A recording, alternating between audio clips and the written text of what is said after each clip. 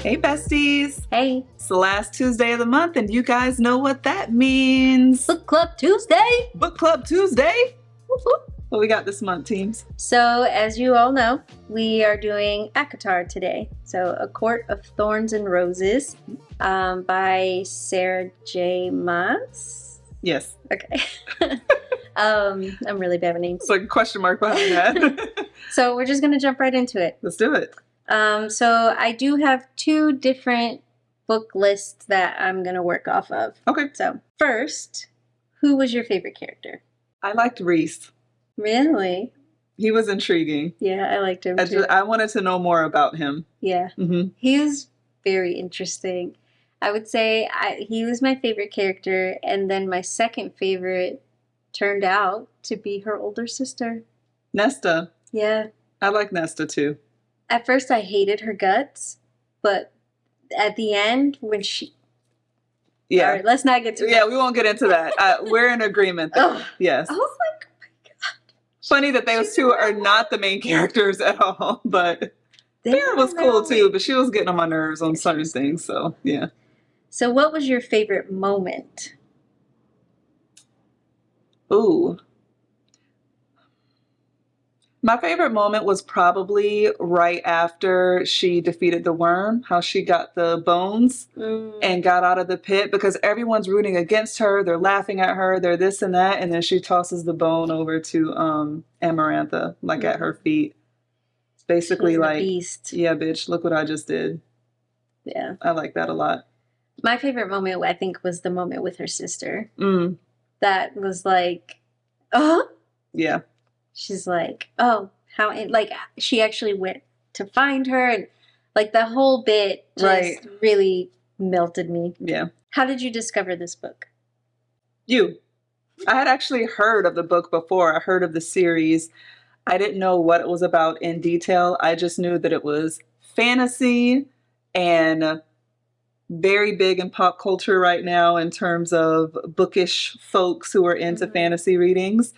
It's not something I would have picked myself for sure. So, you know, when you recommended it for book club, it was like, okay, well, here's a good reason to get into this. Try something different. Right. Are there other similar books to ACOTAR that you have read and would recommend?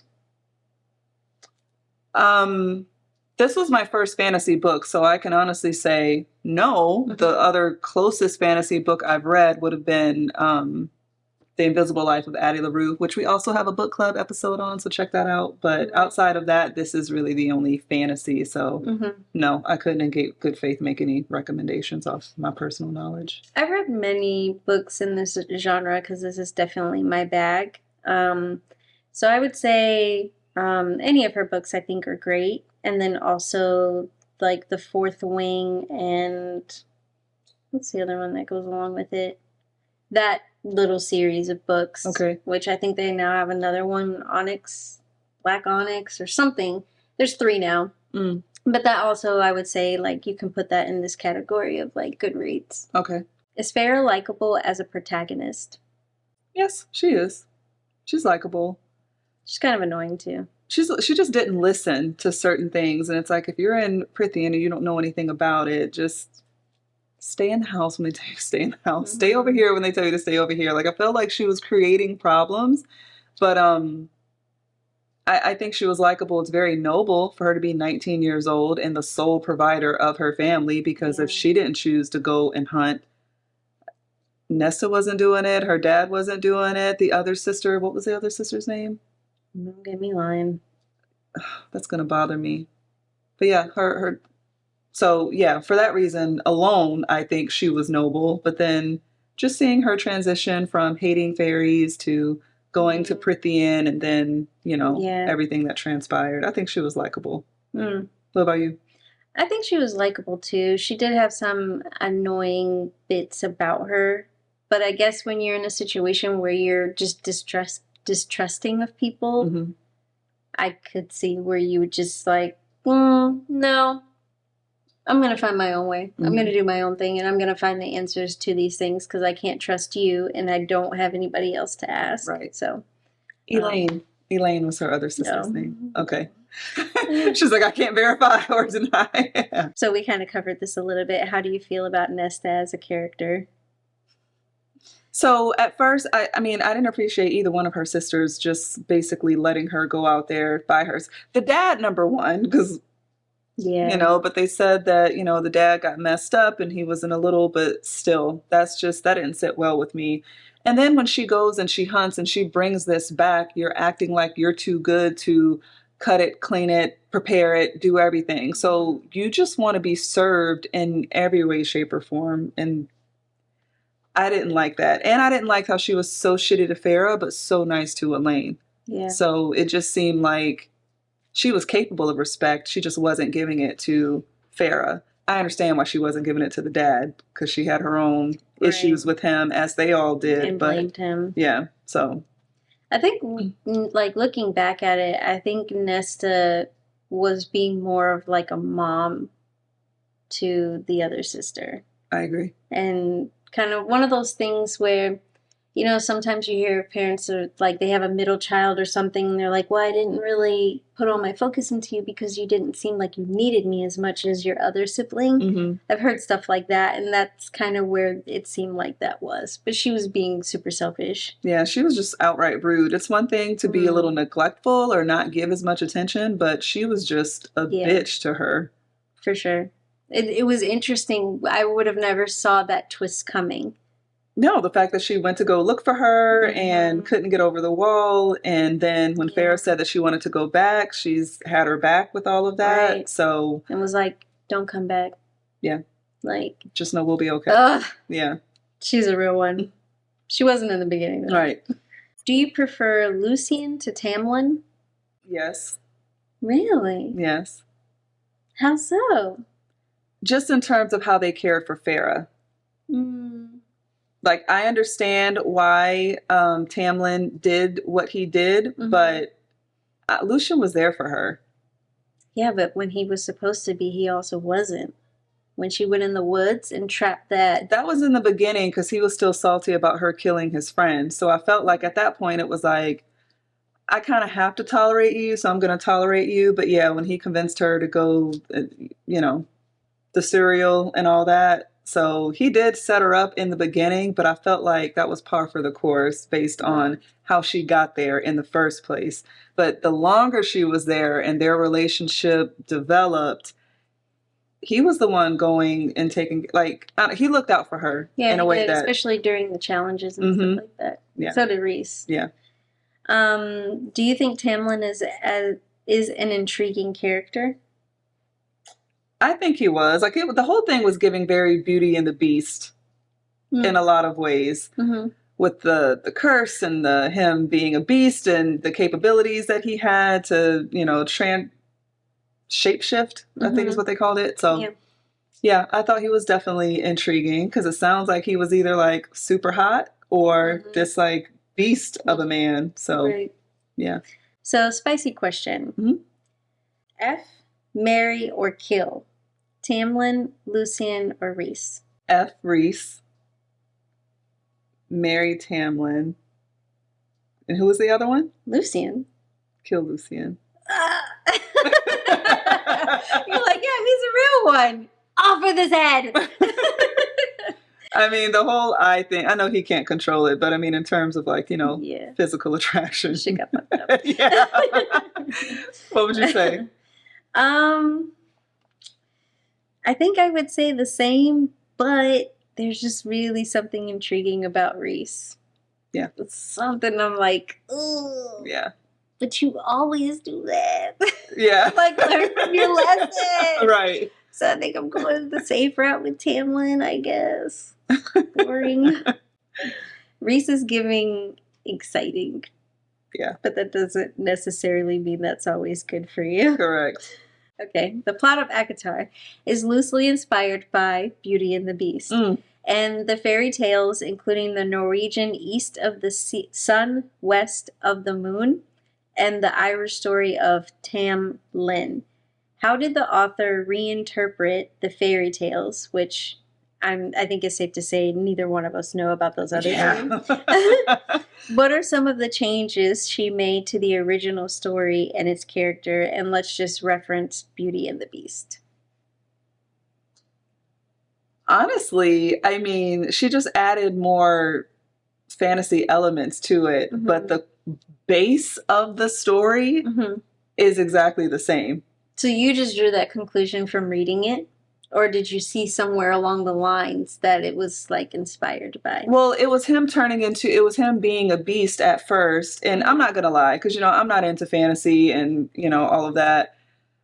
But her killing the wolf in the woods and then going back home, and then a wolf or whatever he was showing up to the door, and then he spoke, I was kind of like, okay. Here we go, So that already was kind of like, okay. And then she went back to Prythian, and then he turned into a handsome man and he was fine. And I was like, okay, so he can go back and forth. And then you go all the way to the book, and then at the end, you find out from Alice that there was a curse and that it had to be a person who hated Fae. Like, that was when I was like, okay, this is definitely... Gotcha. It was really giving Beauty and the Beast. I never picked up on it. Really? When I read this, I was like, it made sense, but definitely was like, I guess I just get so locked in, I'm not even thinking of anything else. Okay. Like, unless something, once I saw that, it was very much in your face. Like, I don't even know how I missed that. Got it. Yeah. But, yeah, it was good. To have a spin on that fairy tale, I think it was done really well. Agreed. Let's see. Did you admire Feyre's courage, or did you find her stubborn and reckless? Which we kind of touched on this a little bit. I found her courageous, but I do think that some of the things that she did put other people at jeopardy, and that's when it's, now you're doing too much, you just need to sit down somewhere. But overall, I found her to be courageous, especially when she went back to Prythian and went under the mountain, because she didn't have to do all that. Yeah. That was straight risky courage. Business. And when Alice is like, people who go in here, especially humans, do not come back out alive. So I'm going to drop you off right here by this door. Peace out. Right. With my bag full of goods. Don't drink the wine. And I'm out. Yeah. And then next thing you know, she's like, right. How does the novel portray the relationship between humans and fairies?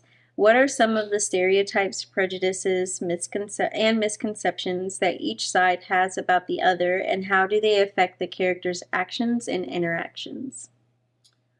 I think Feyre just having a hate for fairies, because all you know are the bad things. You haven't spent that much time around to see any good things.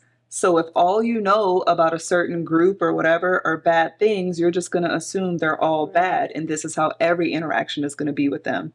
So I don't blame her for that. And it's also why she killed the wolf thinking it was a fairy. She used her ash arrow on purpose just in case. So, but I think her going to Prythian and then just interacting with all of them, I think what really flipped it when she really realized about the blight that Tamlin kept saying before they originally said that it was Amarantha, was when the one fairy had came to them and was bleeding. It was just like, she took my wings, and her sitting there with him and like, holding his hand and telling him he's going to be okay. And then her seeing that, kicks in. Yes, and then seeing how Tamlin said the prayer and like, it's a wrap for him, basically.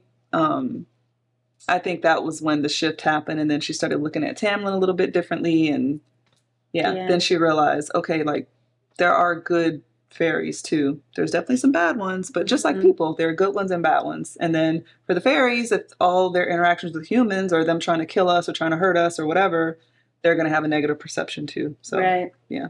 And it's not like she experienced it, like you said, firsthand. It's like generational folklore about the horrible things that have happened many, many years ago, and it's just passed down. Right. And you're just like, yeah, they're scum. Like when those like fairy lovers were coming up to them when they were going to the market, and they were like talking bad about them. It was cracking me up the way they were talking about them. Right. So funny, because it's like you kind of know sometimes when people, like, not necessarily personally, but you're like, oh, okay, like that seems like real interaction right there. Right. Like it may not have been this group, but this interaction has happened at some point. Mm-hmm. And I will say the part where she got her sight. When the glamour was removed? Yeah, we were in Mexico when you read that part. I think we were like in the car or something, and you were like sitting over there giggling. Oh my God. When she was like, who are you? Where's Alice? And she's like, what are you talking about? I am Alice. And she's like seeing this old, wretched woman with like leathery skin, and so funny. I was cracking up. She's like, where did all these people come from? It's like they've been here the whole time. I was dying. That was when I was laughing.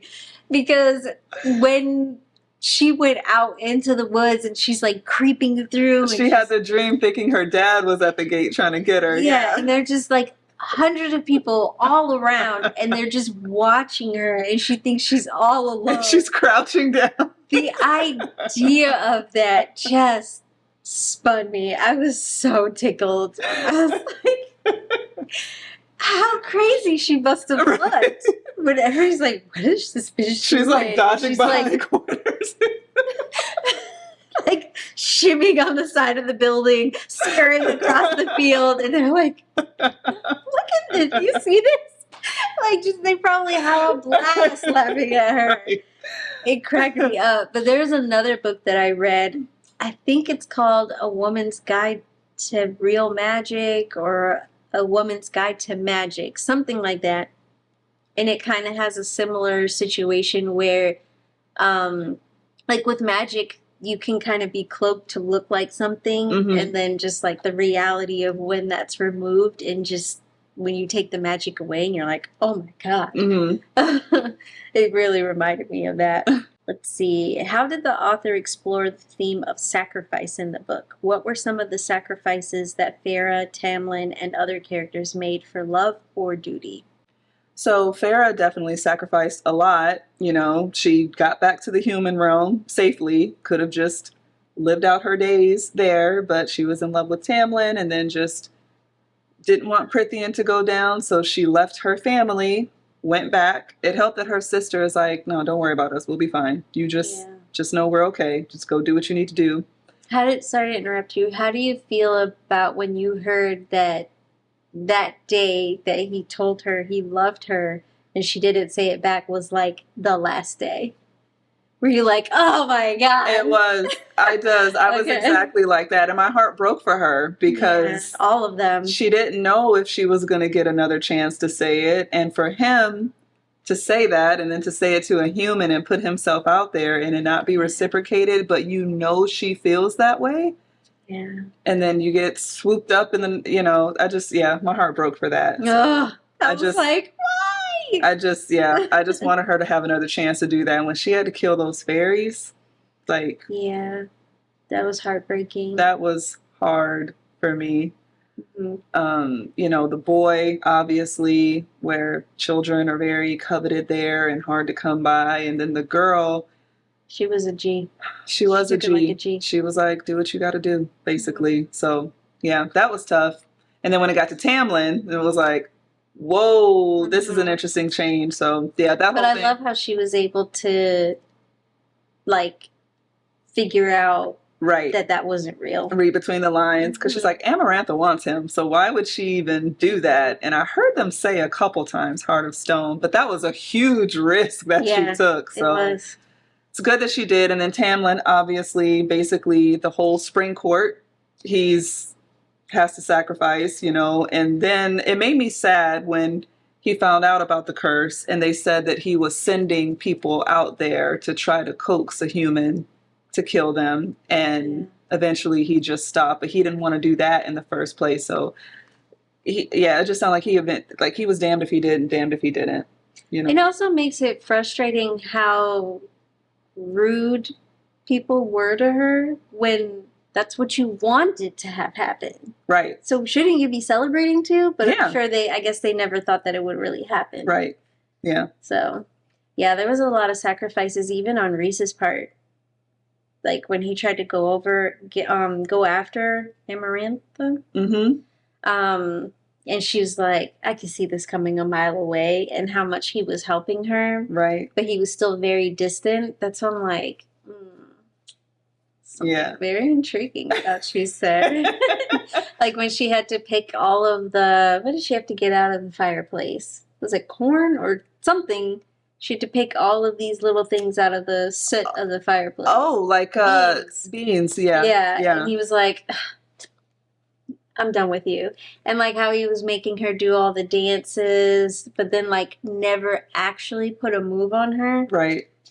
Like the moment he was doing that, I just, there's something, there's another book that I read where that feels a little familiar. What was it? I have to think about it and come back to you guys. But that part I felt very intrigued by. Yeah, that just seemed like classic, like bad boy toxicity, attractiveness, but then also there's some genuineness there too. A lot of genuineness, which made me be like, what's going on here? What's and just the way that she described him. She said he was the most handsome, like gorgeous creature she had ever met. Yeah, scrumptious. Yeah, and he sounded fine. Yeah, he did. And just his dominant demeanor just was like. How did you feel when he made Tamlin bow down to him?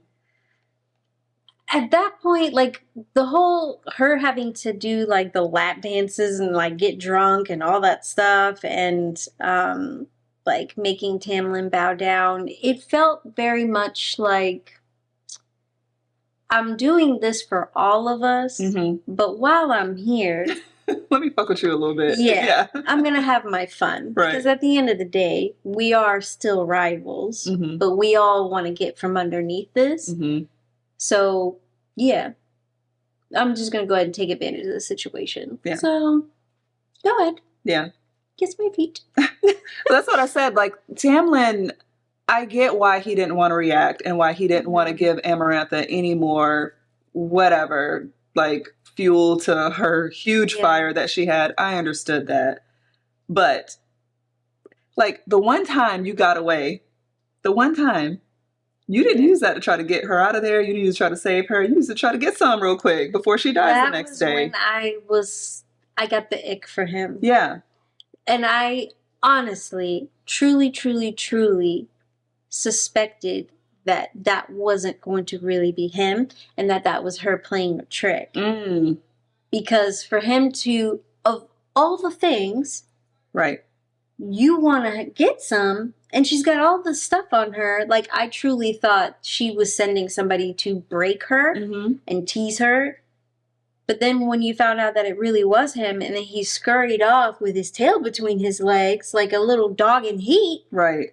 I was like, and then Rhys was there to save y'all again. Yeah. Still messing with you. Right. But he saved you guys. Like, look at y'all. Right. It's just like, you're pathetic. So that gave me the ick. Rhys was giving asshole in a lot of aspects, but he's the one giving smart. Yes, giving smart, and he's the one who helped her the first two challenges. He put money on her, the only one to put money on her that I think she's going to beat that worm. Then the second challenge, he told her which thing to pick when her and Lucien were about to die.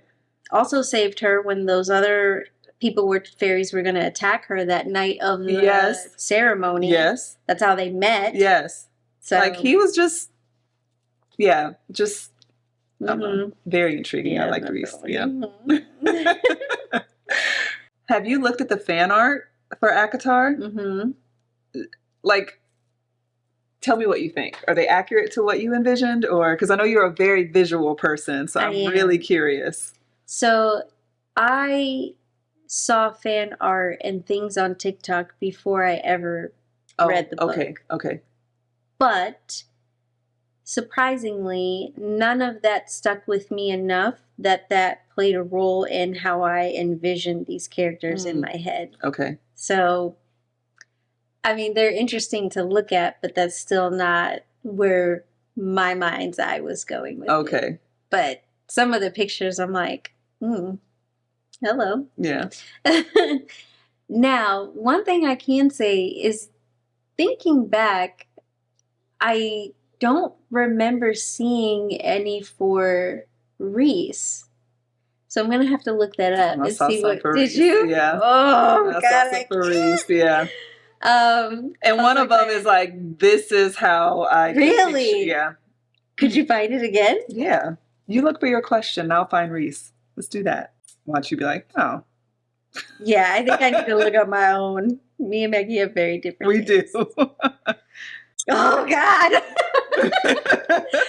Ooh, hello. That is how I pictured him. Show me which one. Because there's a couple different ones. Yes. Along those lines. Yes. Yeah, most of the ones I saw for Tamlin and also like Lucian, like that, but in my head, these ears and those eyes, but look like that. Like when they described his violet eyes a couple times, I just imagine really, you know, because this is fantasy magic, just true. Like this is what I actually violet. envisioned. Yes. Very close. Yes.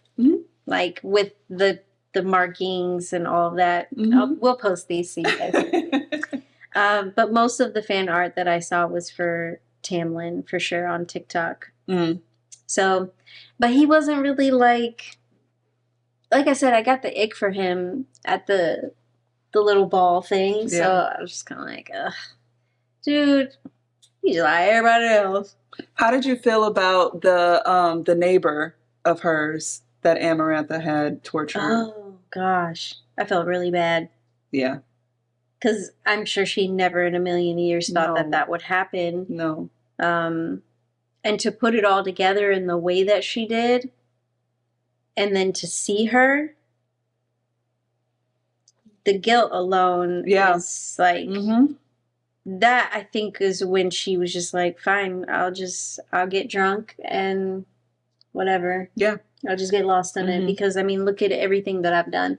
Like, that's when her recklessness, I think, was starting to come back as like, wow, you really need to think sometimes before you speak. But had she given, her family would have been the one. Correct. Like, her older sister probably would have been the one hanging in there and like. Right.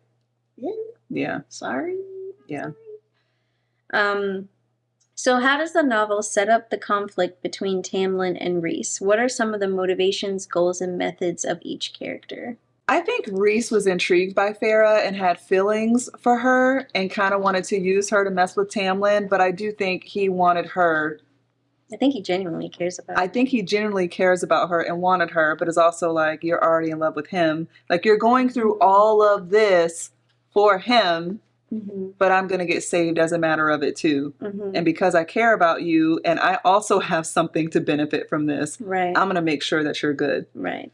And then along the way, like, he's catching feelings because he realizes, like, she's a baddie. Yeah.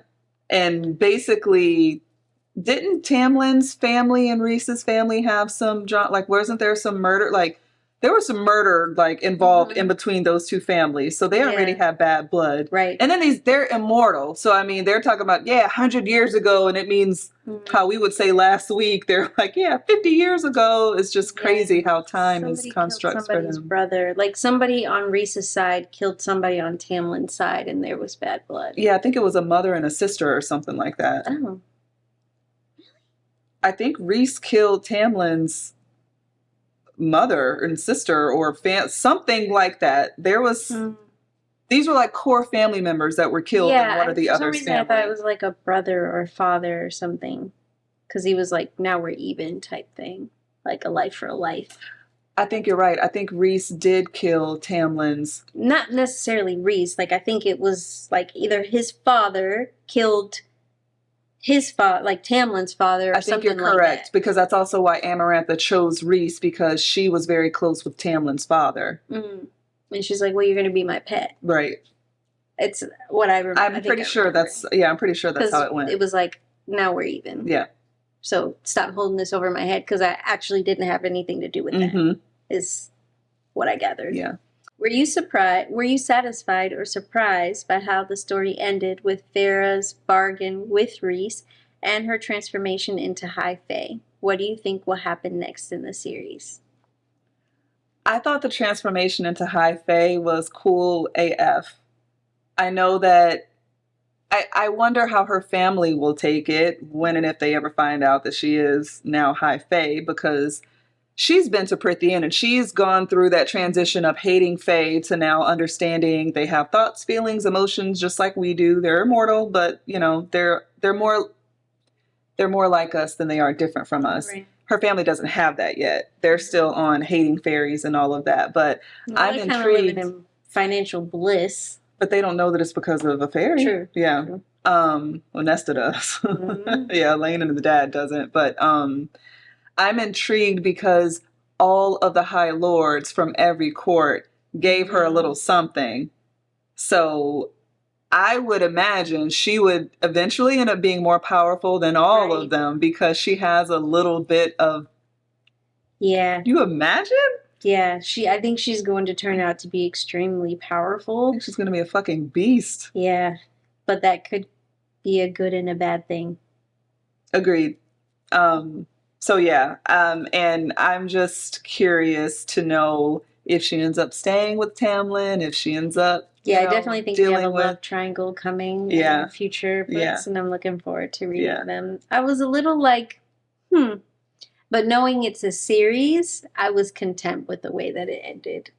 Now, what did you think about that situation where she's like, she came outside or something and she saw Rhys and then he looked really startled and like his eyes kind of like he just looked terrified and then like ran away? What do you suspect? I think he knows something that... He saw something in her? Yeah. But it could be something dark.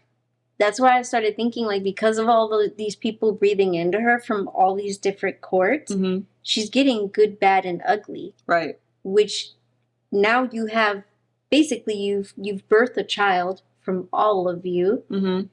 This could go many different ways. And I'm thinking maybe he foresaw something in her where we may think there's a love story, but she may have something in her that's worse than Amaranthine ever was. You know what I mean? I could see that. It's just the way it ended, like a see you next month kind of thing.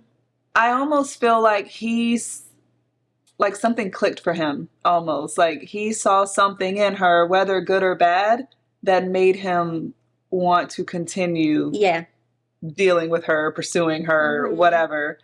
Because even, like, we know he's a survivalist as well. So even if he saw something scary in her, he's like, well, let me figure out more about this. What is this? If she did all that she did as a human, which they've never seen another human do, she has no fucking special powers like any of them. Amarantha limited their powers, but she never fully took them away. Like Rhys could still melt someone's brain, which is insane. Sexy. Which is insane. So yeah, I'm sure it's like, if you was bad then, I can only imagine what we can do with all these, you know. So yeah. I'm very intrigued. For sure. I think that's all the questions that I have. Yeah. Okay, what would you rate the book on a scale of 1 to 5? I would rate this book a solid 4. Okay. I really liked it, but I feel like I need to get through the series to rate the series, because obviously this is just a little crumb in the grand scheme of things. So the way that it ended, I'm very much like, okay, well, yeah, go on, spit it out. So I'm looking forward to reading more. So what about you? Here's the thing. I always, prior to doing book club, would have considered myself to be a difficult grader. Interesting. Like, I don't really... I said all that to say I give this book a 5. Nice. I give it a 5. That's so exciting. It is. But I have to wonder, is it... If this was in my bag, as it is yours, am I giving it a fair assessment? Because I don't have anything to compare it to. I'm literally going from don't know anything about fantasy, a fucking talking beast. Here we go, you know, fairy bullshit, like how I perceived a fantasy book to be, to just devouring it and loving it. And man, now I see why people are into these types of books, because it's the first one that kind of popped my cherry in that way. It will probably always have like a special place, because it's the first thing that really opened my eyes to, okay, this is why people like these types of books. Right. I can totally understand, and I can totally get into it. For that reason, I'm so glad that you gave it a 5. Yeah. Because I think it means more for you to say that it's 5, having nothing to compare it to. So you're coming into it as basically like hating Fae. You're like, you know, Game of Thrones. I heard there was a dragon in it, and I was like, no, thank you. I'm not even going to give it a chance, right? Right. So you read a book that was completely out of your wheelhouse, that you were like, oh, here we go, talking wolf. Should have known this was going to happen. Right. Now, what the, you know, like just not optimistic for the rest of it, but still going through with it. And you're like, no, this book was really good, and I'm looking forward to reading the rest. I think that means a lot. My grade is in comparison to other books that I have read. Right. And I only give it that because I still have so many unanswered questions that I need more. Like, I feel like for you not having read anymore, although you're like, yeah, I want to read more. Let's say there wasn't any, you probably would still be like, yeah, I loved it for what it was. And, you know, like without the, let's see you next month. Like if it just ended with like a whatever. Like she just died on the floor there type of thing? Yeah, and then like she saved Tamlin and now they're living in fairy bliss or whatever. You'd be like, yeah, it was still a good book for not having this be your thing. For me, I'd be like, fuck this book. This is the worst book ever. Yeah. Because I know that there's so much more potential. Got it. I need more. Right. So no, I can this is not sufficient enough. Got it. I understand that. My rating is like having had that. So moving down the line, you probably will still give it a 5 because it holds a special place for you and it's the first one. But you're probably going to read other stuff that you're like, ooh, this would, okay. Right. Yeah. You know, I still love you because you're the first, but. Yeah. So, I mean, you did read another book recently. So tell us about that.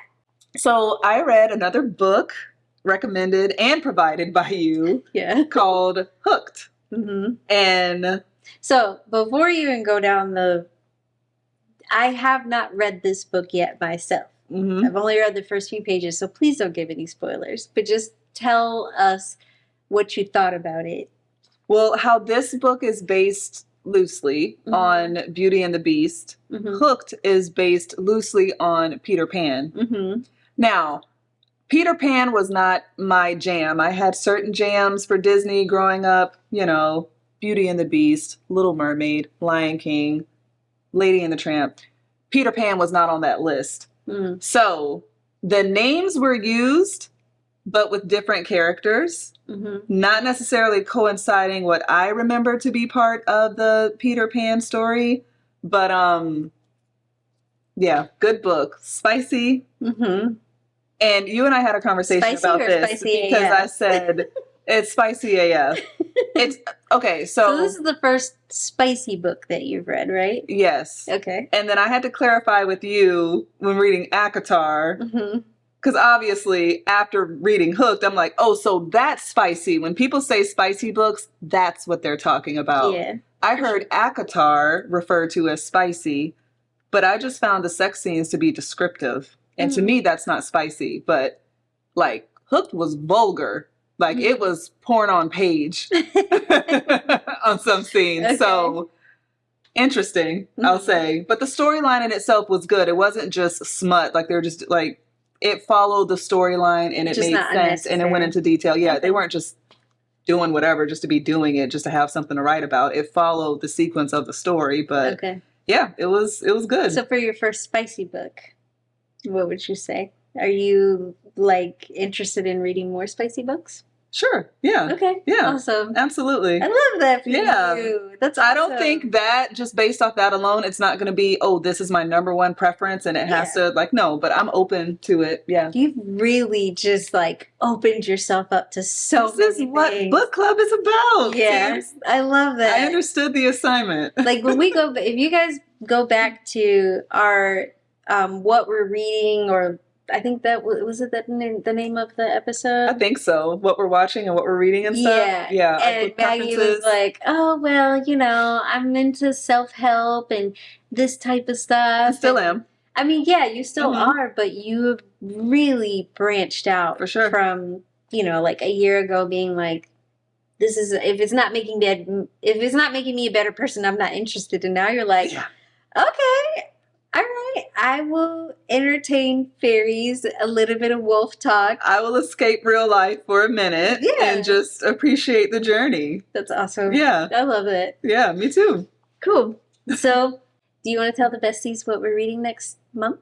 Yes, next month we are going to be reading The Arrangement by Kirsten Modglin. Okay. And that is part 1 of a 3-part series. Okay. But we are just reading the first one for book club, The Arrangement.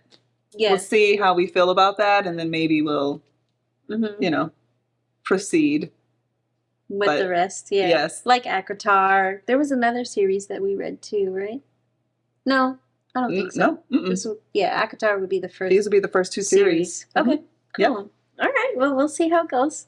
If you guys have read Akatar, let us know what you think. Yeah, because I know we're a little late to the game, but you already know how we are. Yeah. We do things at our own pace when we feel inclined to do so, but we are definitely very excited to now be in the know of, okay. Yes. So, yeah. Let us know what you think, besties. Let us know if you have any book recommendations that we can do for book club. Yes. And any book club, you know, suggestion pages or questions that you think are really good that we could use for book club. And yeah. All right, besties. We will see you next week for our regular scheduled programming. Take care. Bye. Bye.